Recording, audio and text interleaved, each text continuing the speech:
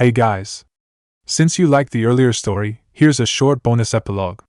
This is what if Naruto joined the heroes' party. Hit like and subscribe if you like this one. Let's start.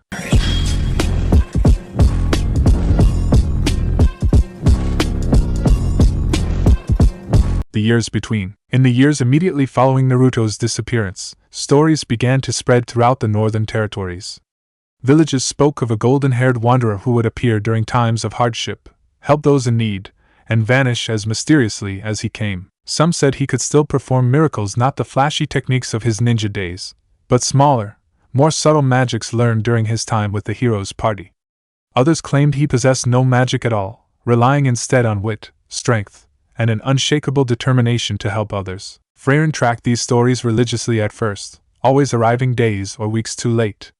She found villages he had passed through, spoke to people he had helped, but never managed to catch up to the man himself. In one mountain village, she discovered he had spent 2 months teaching the local children basic self-defense and survival skills.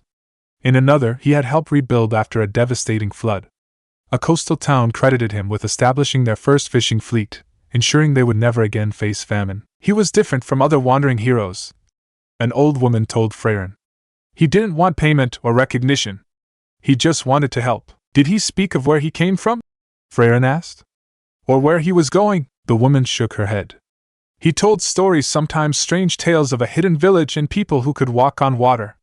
The children loved them, though most adults thought they were just fables. Frieren knew better, of course. She recognized the stories of Konoha, though Naruto had modified them to work as teaching parables rather than literal histories. In the 5th year after his departure, she found evidence that he had begun incorporating local legends into his repertoire as well. He would tell children about Himmel the hero, but always emphasized the importance of the entire party working together.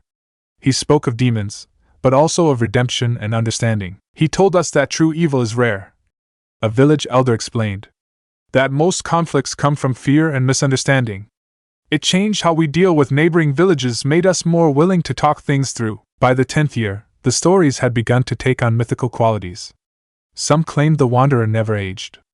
Others said he could speak to animals and spirits. A few insisted he could be in multiple places at once, though Frieren suspected this was simply due to various travelers assuming his role and identity. The real ones are easy to spot, a traveling merchant told her. They're the stories where he fails sometimes, where he's clearly human. The myths make him perfect. The truth is messier. Frieren collected these true stories carefully. She learned that Naruto had nearly died helping evacuate a village ahead of a landslide. That he had initially failed to negotiate peace between 2 feuding towns, only succeeding after weeks of persistent effort. That he sometimes lost his temper, made mistakes, showed his humanity. She found places where he had lived for months or even years before moving on. A temple in the east had employed him as a groundskeeper for 2 seasons. A southern port city remembered him working as a dock hand through one harsh winter. He was terrible at meditation, a monk recalled fondly. But he could work from sunrise to sunset without complaint. And he always had time to play with the orphans we care for. In the 15th year, Frieren discovered he had briefly apprenticed with a wandering healer, learning basic medicine to supplement his limited magic. The healer had preserved his training notes, cramped, messy handwriting so familiar it made her heart ache. He wasn't a natural at the technical aspects, the healer said, but he had an incredible bedside manner. Patients would recover faster just from his presence and encouragement. As decades passed, direct encounters with Naruto became rarer. But his influence remained visible in unexpected ways. Villages he had visited maintained traditions of communal aid and cooperation. Children played games he had taught, often without knowing their origin. In the 30th year, Frieren found a martial arts school that incorporated modified versions of his taijutsu techniques.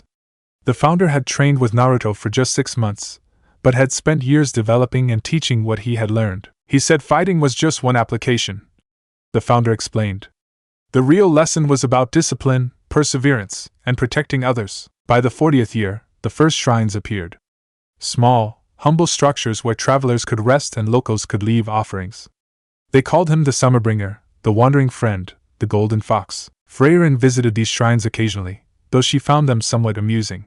She imagined Naruto would have been embarrassed by the veneration, while Kurama would have been smugly pleased by the fox association. In the 50th year, she encountered a group of traveling helpers who called themselves Naruto's Circle. They knew nothing of his true origins, but had adopted his philosophy of selfless service and persistent optimism. The stories say he believed everyone deserves a chance to change, their leader told her. That no one is beyond redemption if they truly wish to improve. The last confirmed sighting of Naruto came in the 60th year after his departure. A remote mountain village reported that an elderly man with faded golden hair and weathered whisker marks had spent a winter with them, teaching and telling stories. He seemed tired, the village chief recalled, but at peace. He spoke of a long journey nearing its end. In the spring, he departed into the northern mountains. Search parties found no trace, though some claimed to have seen golden light in the heights during particularly clear nights. Frieren investigated personally, spending months exploring the region. She found scattered evidence of his passing a worn kunai knife, fragments of distinctive orange cloth, footprints that ended abruptly at a sheer cliff face. But she also found something else, a small cave, its walls covered in carefully carved symbols. Some she recognized from his headband. Others were unfamiliar, perhaps from his own world, perhaps something new he had discovered. In the center of the cave sat a simple stone altar. On it lay a letter, preserved by subtle magic against time's decay. It was addressed to her. Frieren, if you're reading this, I've finally moved on, whether to another world, another life, or whatever comes next. I'm sorry I left without saying goodbye all those years ago. It was easier that way, but probably not better. I want you to know that I found my purpose in this world. Not as a hero or a ninja or even a wanderer, but as someone who could share what I learned from both my lives. That change is possible, that bonds matter, that giving up is never the answer. I've taught you that memories fade but feelings endure. I've tried to leave feelings rather than monuments, warmth rather than glory. Maybe that's why they call me the Summerbringer now, which is kind of embarrassing, but better than some of the other titles they've come up with. Take care of my headband. It's the last piece of Konoha in this world, and I can't think of anyone better to preserve it. And remember, you don't have to carry the weight of memory alone. Share it. Let it change and grow with each retelling. Thank you for being my friend in both the brief time we had and the long years since. Naruto Uzumaki, the #1 hyperactive knucklehead ninja, retired. In the years that followed, Frieren watched as Naruto's legacy continued to evolve. The simple shrines became gathering places for travelers and those in need.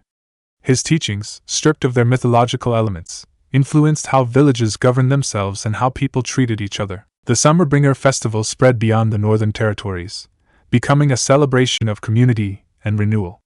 Children played at being the Golden Fox, though few remembered why. Wandering helpers still called themselves Naruto Circle, though the meaning of the name had been lost to time. And Frieren, who had watched kingdoms rise and fall, who had seen heroes come and go, who had lived long enough for legends to become history and history to become myth, kept a weathered metal headband with a spiral leaf symbol carefully preserved in her travel pack. She would take it out sometimes, usually when camping under stars that might or might not be the same ones that shone over Konoha. She would remember a loud boy from another world who had taught an immortal elf about the permanence of feelings and the importance of leaving warmth behind. And on rare, quiet nights, she would tell her companions the true story, not of the Summerbringer or the Golden Fox or any other legend, but of Naruto Uzumaki, the boy who had lost everything and still chose to give, who had found himself in a strange world and made it better through small kindnesses and stubborn hope. Because some stories, she had learned, were worth preserving exactly as they were. The end.